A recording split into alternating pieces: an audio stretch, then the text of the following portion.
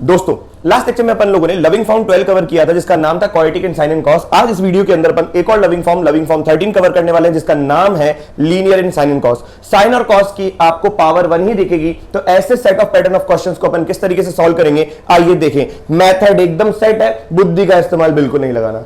आपको देखो इस पूरे इंटीग्रल के टाइप में साइन की पावर 1 है, कॉस है तो कॉस की पावर 1 है, साइन और कॉस दोनों है तो उनकी पावर 1 है, साइन और कॉस दोनों है तो उनकी पावर 1 है, और यहां पे कांस्टेंट हो सकता है। मतलब साइन कॉस का कोई मिलाव वाला टर्म नहीं होगा, कोई मल्टीप्लिकेशन वाला टर्म नहीं होगा, और अगर होगा टर्म तो साइन की पावर 1 या कॉस की पावर 1 या इंडिविजुअल साइन अलग कॉस अलग की पावर 1 सम में हो सकता है, डिफरेंस में हो सकता है, मल्टीप्लिकेशन में कभी नहीं हो सकता।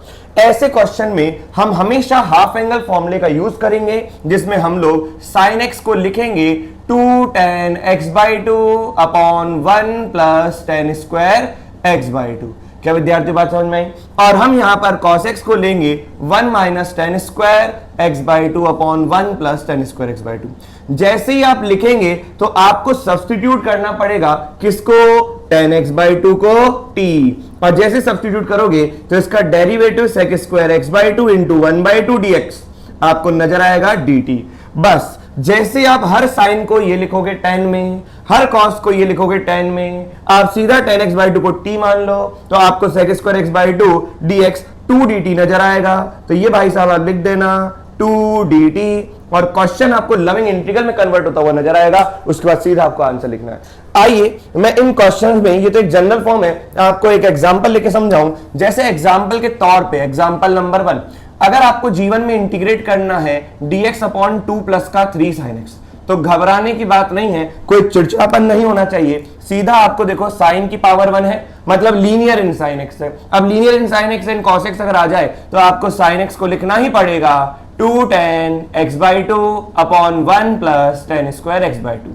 चिड़चिड़ाहट खत्म सी हो जाएगी, तो हो जाएगा dx अपॉन 2 प्लस का 3, ये हो जाएगा 2 tan x by 2 upon 1 plus tan square x by 2। आया कि नहीं आया? बस चुपचाप एलसीएम ले, किसी को पता ना पड़े, तो ये हो जाएगा 2 into 1 plus tan square x by 2 plus का 6 tan x by 2, और ऊपर देखो ये नीचे वाला 1 plus tan square x by 2 ऊपर जाकर हो जाएगा sec स्क्वायर x by 2। और जो हमने कहा था कि tan x by 2 को हमेशा t ही मानेंगे, इसलिए तो अपन ने tan x by 2 में कन्वर्ट किया ताकि ऊपर sec square x by 2 dx के साथ दिख जाए। तो tan x by 2 को अपन t मानेंगे तो इसका derivative sec square x by 2 into 1 by 2 dx हो जाएगा dt।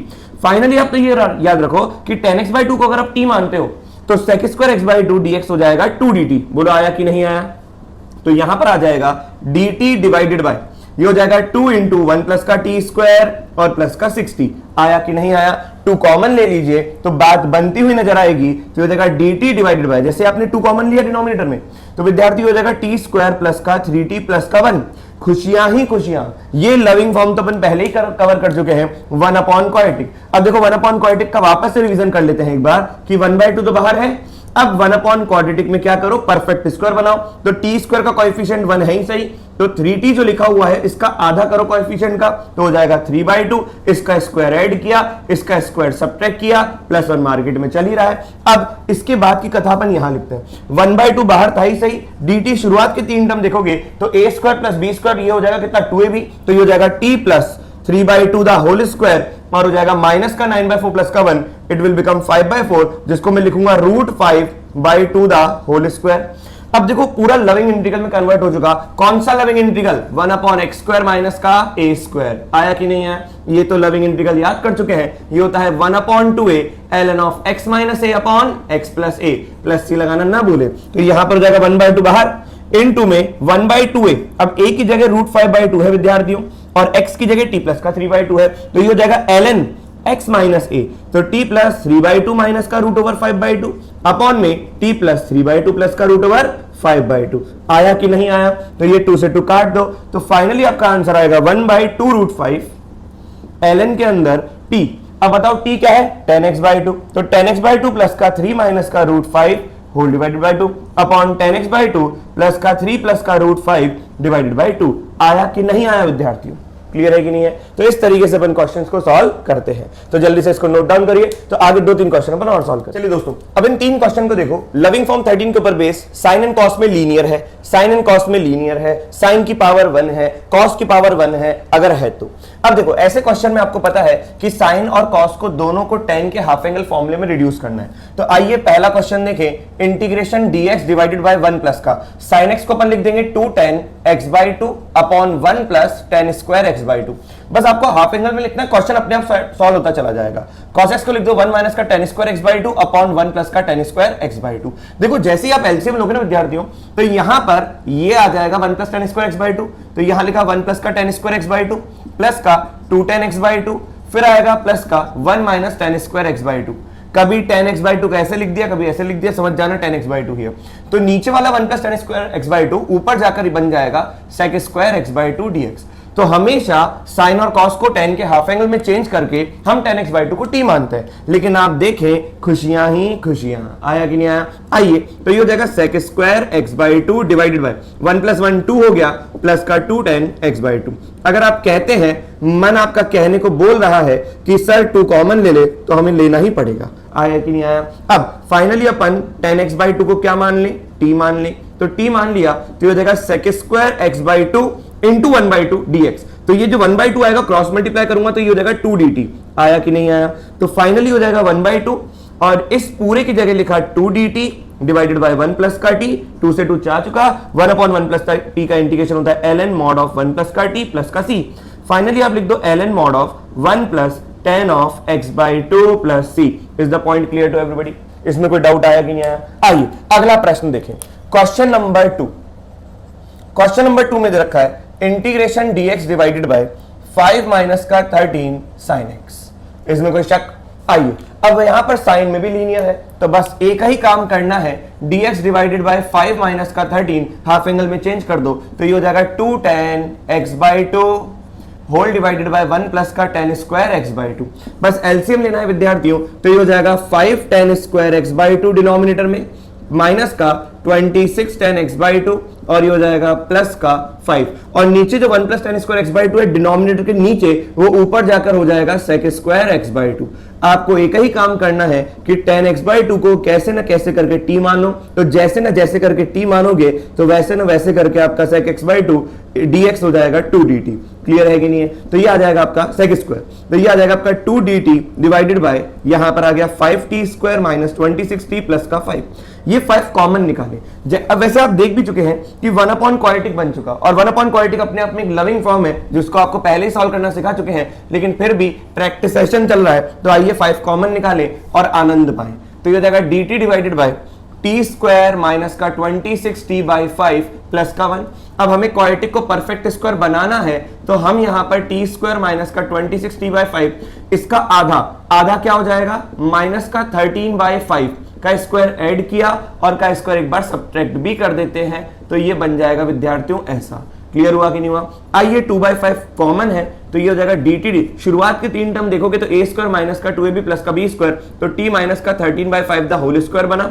ये हो जाएगा माइनस का 169/25 प्लस का 1, तो हो जाएगा 2/5 integration dt divided bye t minus का 13/5 द होल स्क्वायर, और ये हो जाएगा माइनस का 144/25।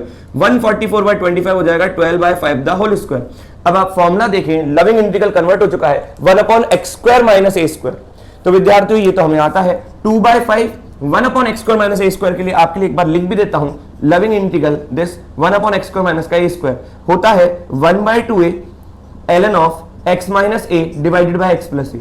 आया कि नहीं आया विद्यार्थियों? अब देखो x की जगह t माइनस का 13/5 है और यहां पर 12/5 है a की जगह, तो हो जाएगा 1/2a, तो ये 2 लिखा, अब a देखो 12/5। आया कि नहीं आया? और ये हो जाएगा ln x की जगह क्या है, t माइनस का 13/5 और ये हो जाएगा माइनस का 12/5 डिवाइडेड बाय t माइनस का 13/5 प्लस का 12/5।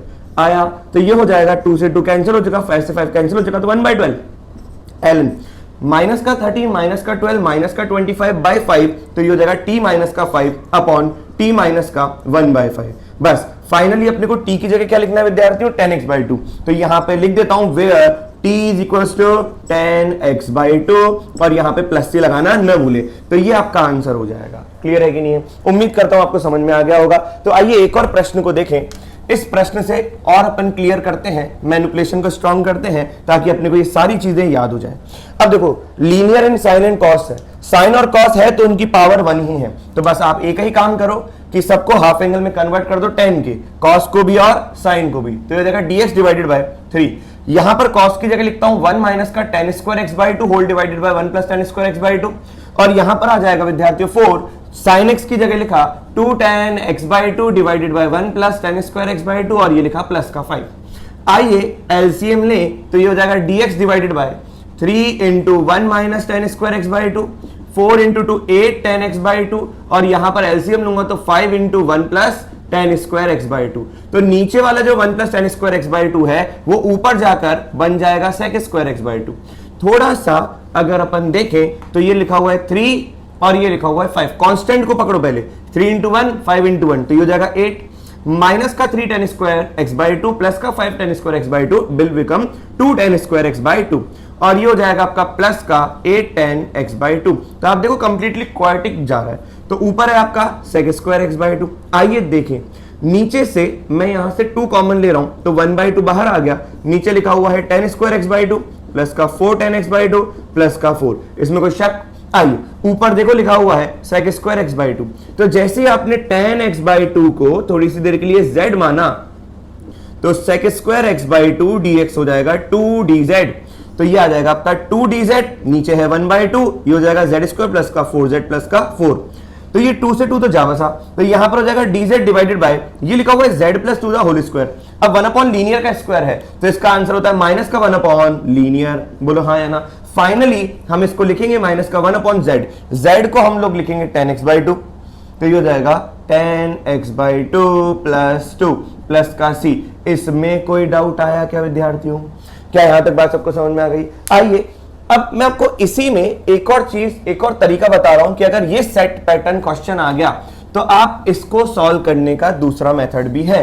जैसे मान लीजिए आपके पास एक क्वेश्चन आया कि 1 upon a sin x plus b cos x, तो ये linear in sine and cos तो है ही सही विद्यार्थियों, लेकिन मैं आपको ये बताना चाह रहा हूं कि इसको सॉल्व करने का एक तरीका तो साइन और कॉस को हाफ एंगल में चेंज करो जैसे किया, और एक और बेहतरीन तरीका यह है कि जो साइन एक्स का कोएफिशिएंट है और कॉस का कोएफिशिएंट है इसके रूट ओवर ए स्क्वायर प्लस बी स्क्वायर से आप मल्टीप्लाई एंड डिवाइड कर दीजिए। क्या कर दीजिए? Multiply and divide. अगर कांस्टेंट टर्म नहीं है, क्या बोला सर ने? अगर कांस्टेंट टर्म नहीं है, अगर a sin x प्लस का b cos x वाली फॉर्म है और कांस्टेंट टर्म नहीं है, if there is no constant term, तो ये मेथड अपन कहते हैं कि साइन का कोएफिशिएंट और कॉस के कोएफिशिएंट के स्क्वायर के सम के रूट से मल्टीप्लाई और डिवाइड कर लीजिए तो आपको कुछ बात बन सकती है आगे। आइए जैसे एक क्वेश्चन अपन सॉल्व करते हैं, जैसे इंटीग्रेशन लिखा हुआ है 1 upon sine x plus cos x और यहां पर है dx। अब एक तरीका तो हमारे पास है, साइन और कॉस में लीनियर है तो हम एक ही काम कर सकते हैं कि इसको 2 tan x by 2 upon 1 plus tan square x by 2 लिख दें, और इसको लिख देंगे 1 minus tan square x by 2 upon 1 plus tan square x by 2। लेकिन मैंने कहा कि अगर linear in sine and cos है, साइन का भी टर्म है, कॉस का भी टर्म है, लेकिन कोई कांस्टेंट टर्म नहीं है, साइन का भी टर्म हो, कॉस का भी टर्म हो, लेकिन कोई कांस्टेंट टर्म नहीं हो, तो इसको सॉल्व करने का एक और तरीका है, साइन का कोएफिशिएंट कितना 1, कॉस का कोएफिशिएंट कितना 1, दोनों का स्क्वायर का सम का रूट से मल्टीप्लाई एंड डिवाइड करें। कहां पर? डिनोमिनेटर में। कहां पर विद्यार्थियों? डिनोमिनेटर में। फिर मिलेगी आपको खुशियां। तो देखो dx, मैंने क्या कहा कि मैंने √2 से मल्टीप्लाई किया, √2 से डिवाइड किया डिनोमिनेटर में, तो ये जगह sin x प्लस का cos x, बोलो हाँ या ना। ये जो ये वाला √2 है डिनोमिनेटर में जो ऊपर लिखा हुआ है, ये √2 तो आप बाहर ले लें और dx डिवाइडेड बाय ये √2 अंदर भेज दें, तो ये हो जाएगा 1 बाय √2 sin x प्लस का 1 बाय √2 cos x, बोलो हाँ या ना।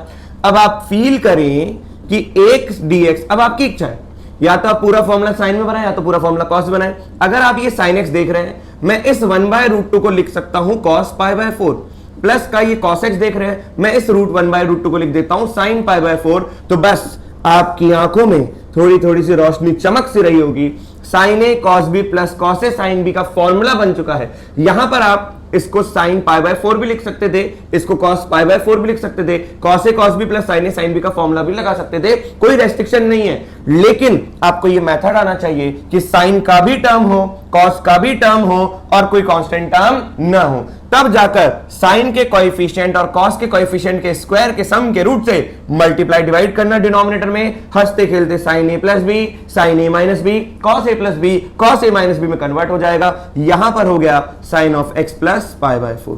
बोलो हाँ या ना? तो यहां पर लिख दिया अपन ने 1/√2 इंटीग्रेशन, ये हो जाएगा कॉसेक एक्स प्लस का पाई बाय 4।